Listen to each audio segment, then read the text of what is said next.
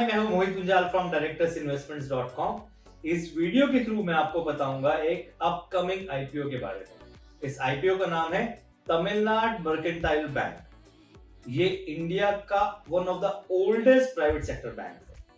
This bank was incorporated in 1920। इसका जो issue size आ रहा है वो आ रहा है 831 करोड़ रुपए। तमिलनाडु मर्केंटाइल बैंक से related important dates and details यहाँ पे ऑलरेडी मेंशन्ड है। इसमें प्राइस बैंड, अलॉटमेंट, लिस्टिंग सब कुछ मेंशन्ड है, आप इसे देखिए। नाउ हम जानते हैं कि क्या तमिलनाडु मर्केंटाइल बैंक के अंदर इन्वेस्ट करना चाहिए कि नहीं करना चाहिए। इस वीडियो को शुरू से लेकर एंड तक समझिए and then you will be able to find out कि व्हाट शुड वी डू। मेरा पर्सनल ओपिनियन रहेगा in certain cases, but definitely आपका ओपिनियन मैटर करता है। तमिलनाडु मर्केंटाइल बैंक का जो मेन काम है that is in the area of banking, financial services to retail customers, micro, small and medium enterprises and other activities related to the financial activities to the bank. Tamil Nadu mercantile Bank का strong portfolio है for advance and deposits from diversified customer base. ये important point है कि customer base diversified है। जब customer base diversified होता है तो रिस्क कम हो जाता है, जिसमें डाइवर्सिफाइड कस्टमर में क्या क्या आते हैं, रिटेल कस्टमर्स आते हैं, एग्रीकल्चरल कस्टमर्स आते हैं, एमएसएमईज आते हैं एंड एचएनआईज आते हैं। तो ये सारे सेगमेंट्स हैं जो कि वो केटर करता है Tamil Nadu mercantile Bank. As of 31 March 2022 Tamil Nadu mercantile Bank के 509 ब्रांचेस हैं और इसका कस्टमर बेस है approximately 58 lakh customers, which is a good number. Tamil Nadu mercantile Bank का सबसे ज्यादा जो स्ट्रॉन्ग प्रेजेंट है वो है in the state of Tamil Nadu, जहां पे इनकी 369 ब्रांचेस हैं एंड इसके साथ साथ वो 15 अदर स्टेट्स में अवेलेबल हैं एंड 4 यूनियन टेरिटरीज में भी है। बट सबसे ज्यादा definitely as a name suggest they are very strong in Tamil Nadu. अब हम जानते हैं कुछ strengths of Tamil Nadu mercantile bank. One of the biggest strength is they have a track record of more than 100 years. जी हां, 1921 में लॉन्च हुआ था 1921, तो टुडे इज 2022, तो मोर देन 100 इयर्स का इनका ट्रैक रिकॉर्ड है। इनका स्ट्रॉन्ग प्रेजेंस है तमिलनाडु में and consistent focus to expand presence in specific strategic regions. इसके साथ साथ उनके लॉयल कस्टमर्स हैं, वो तो मैं मानता हूँ डेफिनेटली होंगे, पीढ़ी दर पीढ़ी उनके लॉयल कस्टमर्स हैं, स्पेशली रिटेल, एमएसएमई, एग्रीकल्चर में तो डेफिनेटली होंगे। इनका consistent ever growing customer base है एंड स्पेशली ये लो कॉस्ट रिटेल कस्टमर्स पे प्रेफर करते हैं। इनका कासा का बुक अच्छा है and they have a proven financial performance track record. Financial की बात कर रहे हैं तो क्यों ना हम कंपनी के फाइनेंशियल परफॉर्मेंस पे भी नजर मारे।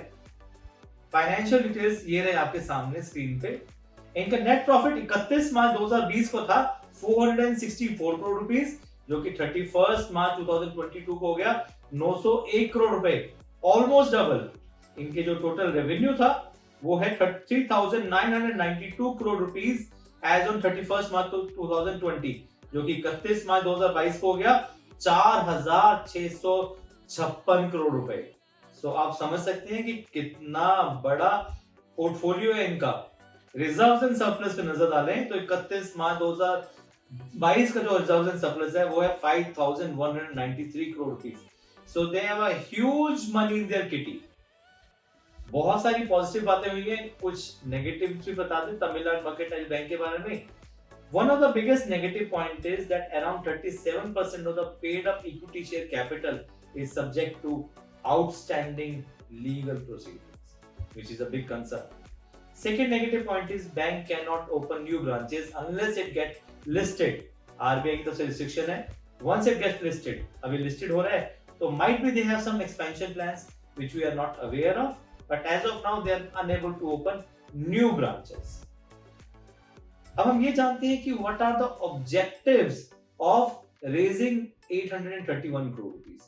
सबसे बड़ा जो ऑब्जेक्टिव है वो ये है कि they are going to maintain and look forward for the money for future capital requirements, maybe for the expansion plans.